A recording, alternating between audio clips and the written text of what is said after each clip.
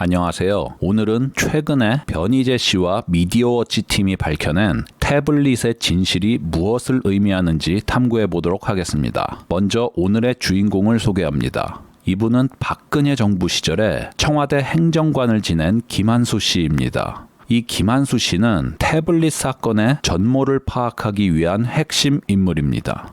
왜 김한수가 핵심 인물이냐? 우선 JTBC의 김한수에 대한 최초 보도를 보시겠습니다. JTBC는 태블릿 보도를 터뜨린 이틀 뒤인 2016년 10월 26일 다음과 같이 보도합니다. 최 씨가 사용했던 이 태블릿 PC의 명의를 확인한 결과, 태블릿 PC의 명의를 확인한 결과, 태블릿 PC의 명의를 확인한 결과 또 다른 인물이 등장했습니다. 이 PC는 법인 명의로 돼 있었는데 그 대표였던 사람이 바로 현재 청와대의 선임 행정관으로 근무하고 있습니다. 김필준 기자의 단독 보도입니다.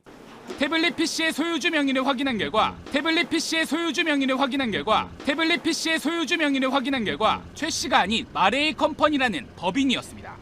개통 당시 마레이 컴퍼니 이사는 김한수 씨로 청와대 뉴미디어실의 현직 선임 행정관입니다. 그러니까 김한수가 자신의 회사인 마레이 컴퍼니 명의로 태블릿을 개통했다는 얘기죠. 그런데 JTBC 취재진은 태블릿을 고영태 책상에서 주었잖아요. 주운 태블릿의 개통자를 JTBC 취재진은 어떻게 알아냈을까요?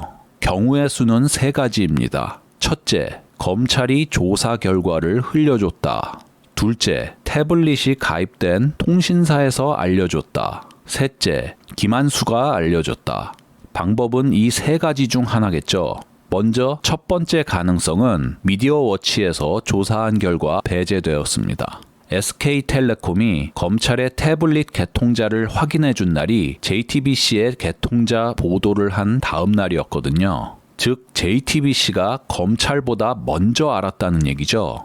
그럼 두 번째 가능성은 어떨까요? 이게 바로 JTBC의 주장입니다. JTBC 기자가 태블릿을 SK텔레콤 대리점에 갖고 갔더니 거기서 개통자가 누군지 알려줬다는 겁니다. 이걸 또 계열사인 중앙일보에서 보도를 해줬어요.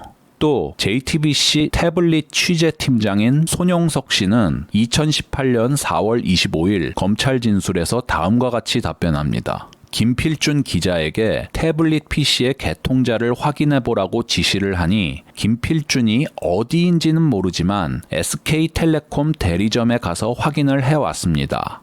김필준은 태블릿을 고영태 책상 안에서 최초 입수했다는 기자입니다.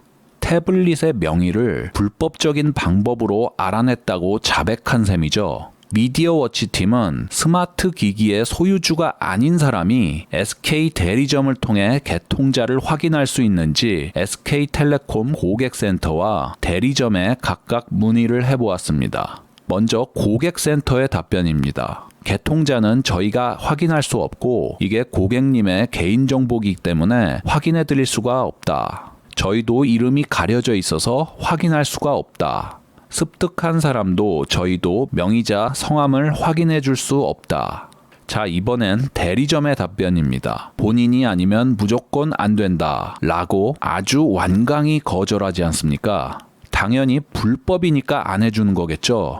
보시는 화면은 전기통신사업법 제83조 2항을 발췌한 것입니다. 제가 읽어보겠습니다. 전기통신 업무에 종사하는 자 또는 종사하였던 자는 그 재직 중에 통신에 관하여 알게 된 타인의 비밀을 누설하여서는 아니 된다. 밑에 사망을 보시면 수사기관에 한해서 적법한 절차에 따라야만 이용자의 성명을 알려줄 수 있다고 나오죠. JTBC는 수사기관이 아닙니다. 기자가 요구한다고 불법적으로 개통자를 확인시켜줄 통신사 대리점이 대한민국에 있겠습니까? 그렇다면 두 번째 가능성도 배제해야죠. 남은 건 태블릿의 소유주인 김한수가 JTBC에게 직접 알려줬을 가능성입니다. 고영태의 사무실 책상에서 발견된 소유자 미상인 태블릿의 개통자가 누군지 알아낼 수 있는 유일한 방법은 김한수 본인이 알려주는 것밖에 없습니다. 그렇다면 JTBC는 왜 불법을 자백하면서까지 개통자를 김한수가 알려줬다고 하지 않을까요? 김한수가 알려줬다고 인정하는 순간 태블릿을 JTBC에게 직접 건네준 사람은 김한수란 얘기가 되죠. 그렇게 되면 태블릿을 고용태 책상 안에서 우연히 발견했다는 입수 경위가 깨지게 됩니다. 이런 수상쩍은 정황을 잡아낸 변희재 씨와 미디어워치 팀은 김한수가 태블릿의 실소유자이자 실사용자임을 확신하고 김한수를 집중해서 파고듭니다. 무엇보다 김한수가 중요한 이유는 박근혜 대통령 1심 재판부가 김한수의 증언을 근거로 박통의 공무상 비밀누설 유죄를 선고했기 때문입니다. 2018년 8월 항소심에서는 공무상 비밀 누설에 관한 1심 재판부의 판단을 그대로 준용했습니다. 그리고 2019년 8월 대법원에서는 하급심 판결을 파기환송하면서 공무상 비밀 누설 혐의를 다른 사건과 별도로 분리해 선고해야 한다고 판단합니다. 그러므로 우리는 박통의 1심 재판의 판단이 뭔지 확인해 봐야겠죠. 보시는 화면은 박통의 1심 재판 판결문을 발췌한 것입니다. 여기서 재판부는 태블릿 PC를 박통의 공무상 비밀 누설죄 유죄를 선고한 근거로 인정합니다. 그리고 그 이유로서 김한수의 법정 증언을 제시합니다. 증거 능력이 인정된 김한수의 법정 증언을 세 부분으로 정리하면 다음과 같습니다. 첫 번째, 2012년 6월 22일 김한수는 자신이 운영하던 회사인 마레이 컴퍼니 명의로 태블릿 PC를 개통했고 이후 태블릿을 이춘상 보좌관에게 넘겨줬다. 그러니까 김한수는 자기 회사 법인카드로 태블릿을 개통하고 이를 고 이춘상 보좌관에게 넘겨줬다고 합니다. 이춘상 씨는 그해 12월에 교통사고로 유명을 달리했죠. 이것부터 이상하지 않습니까? 태블릿 가격과 통신비가 얼마나 한다고 아랫사람한테 비용을 대신 내달라고 합니까? 게다가 죽은 사람 핑계를 대는 건 반증 가능성을 차단하는 낡은 수법이죠. 보시는 화면은 조국의 청문회 위증 논란에 대한 기사입니다. 조국 딸은 의전원 입시 직전에 출생일을 변경했죠. 이에 대해 야당 의원들이 의혹을 제기하자 조국은 선친이 출생 신고를 해서 저는 잘 모르겠다 라고 답변합니다. 이 사건 유명하죠. 자, 조국은 선친이 하신 일이라 모른다고 하고 김한수는 이춘상 씨에게 태블릿을 넘겨줘서 전혀 아는 바가 없다고 합니다. 죽은 사람한테 떠넘기면 진위를 확인할 길이 없죠.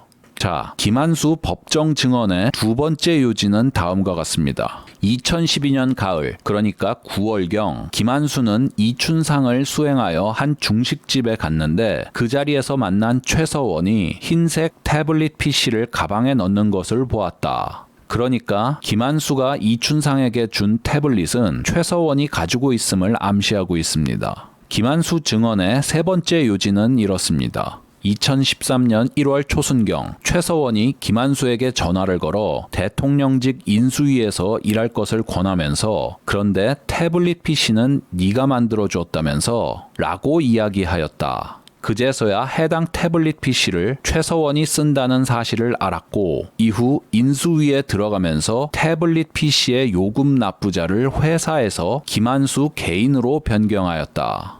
그러니까 김한수는 태블릿의 실사용자가 최서원이란 사실을 개통한 지 약 6개월 만에 알았다고 합니다. 그 후 김한수가 대통령직 인수위에 들어가면서 마레이 컴퍼니 법인카드로 내던 요금을 자신이 직접 내기 시작했다고 하죠. 자, 이 세 가지를 표로 나타내어 보면 보시는 화면과 같습니다.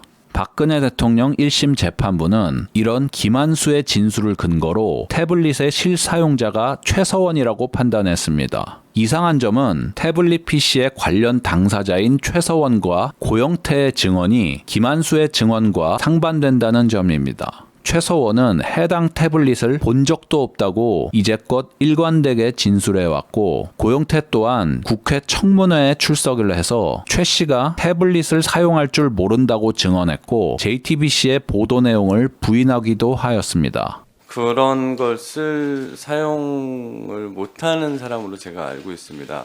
네. 최순 씨는 태블릿 PC를 사용을 못한다. 네, 제가 알기로는 제 회사에 있는 제 책상에 있었다고 그렇게 완전히 된 걸로 그렇게 알고 있습니다. 그래서 저하고 전혀 무관하고 그 기자분이 직접 이 자리에 나와서 그걸 명확하게 설명을 해주셨으면 좋겠습니다. 그러니까 고영태는 최서원이 태블릿을 사용하지 않았다고 말했을 뿐만 아니라 JTBC가 밝힌 태블릿의 입수 경위를 부정하는 발언을 한 겁니다.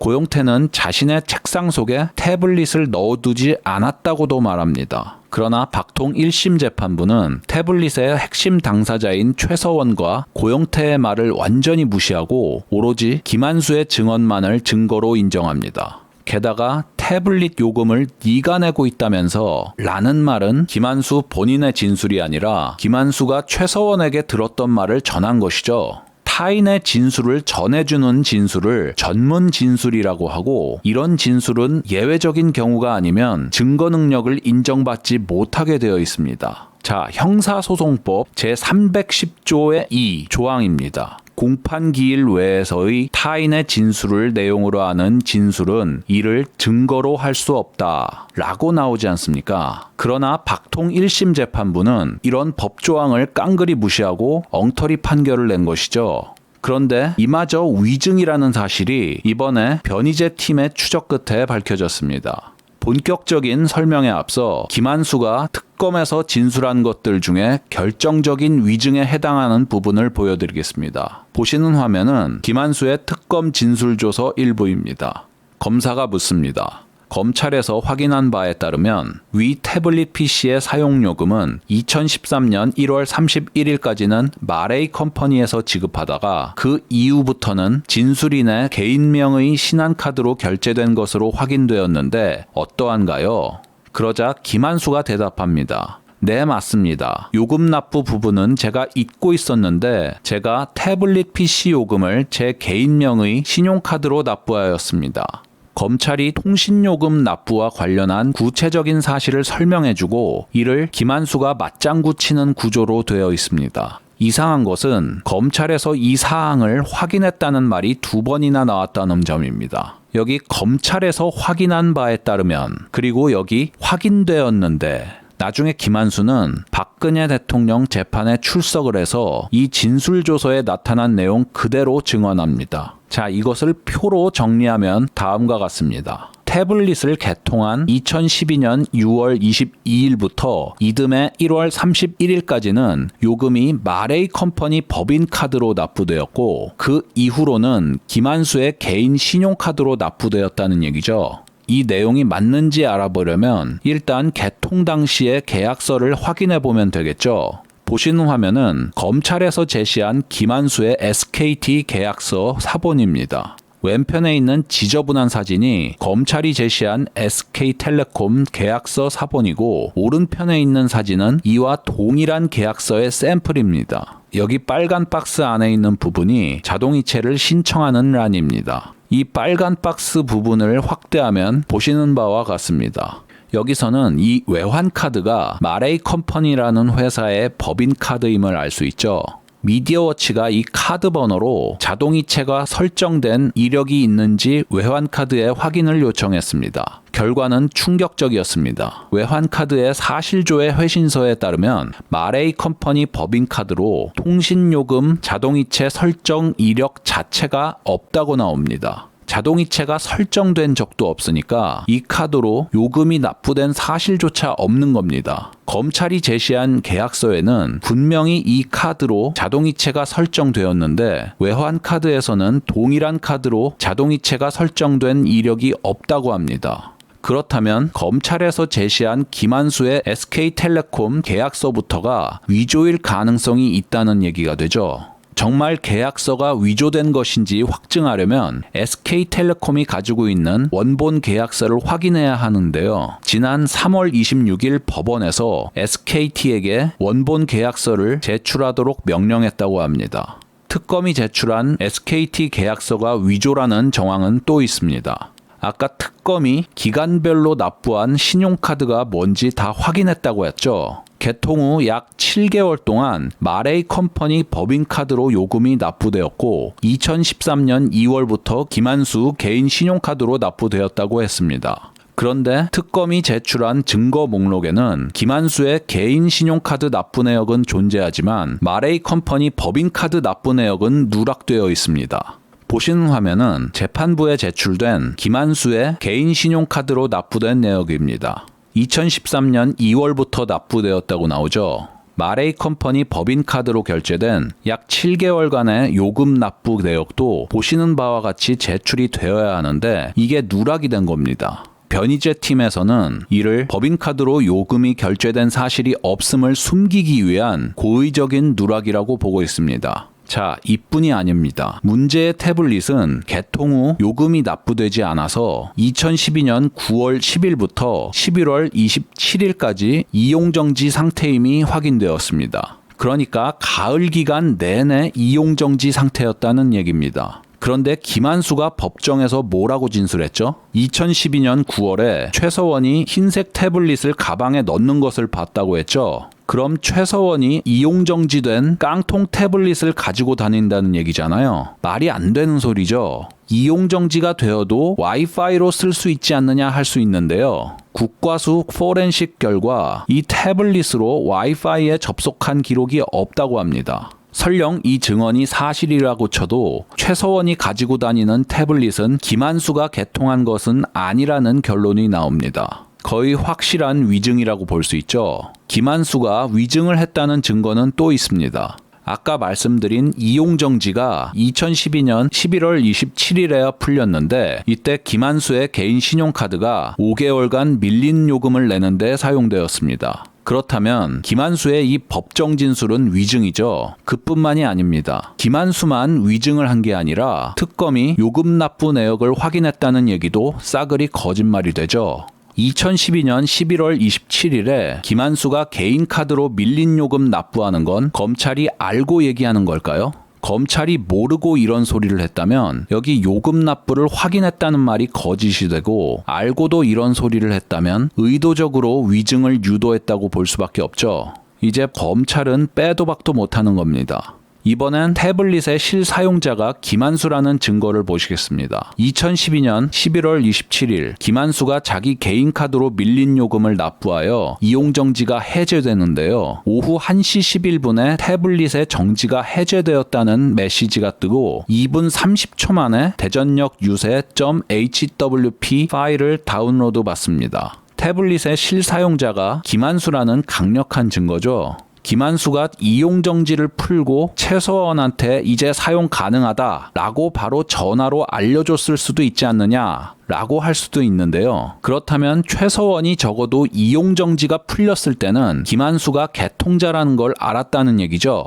이걸 아는 사람이 몇 개월 후에 태블릿 PC를 네가 만들어줬다면서 라고 말하겠습니까? 말이 안 되죠. 어떻게 보아도 김한수의 명백한 위증입니다. 자, 보시는 화면은 2017년 9월에 김한수의 법정 증언 녹취록의 일부입니다. 여기 보시면 이춘상 씨에게 넘겨준 이후로는 태블릿이 어떻게 사용되었는지 전혀 아는 바도 없고 선거 기간 동안 정신이 없어서 태블릿에 대해 생각조차 안 해봤다고 하고 개통 이후로 태블릿을 만져본 적도 없다고 하죠. 선거 기간에 밀린 요금을 다 내서 이용정지를 푼 즉시 대전역 유세 문서를 다운로드 받아 열람했는데 어떻게 사용됐는지도 모르고 만져본 적도 없다? 명백한 위증입니다. 뭐 도대체가 김한수는 입만 열었다 하면 거짓말입니다. 이렇게 김한수의 검찰 진술과 법정 증언은 죄다 거짓말로 점철되어 있습니다. 무엇보다 흥미로운 것은 통신 이용정지가 풀리고 3시간 만에 태블릿 안에 김한수의 딸 사진 3장이 저장되었다는 점입니다.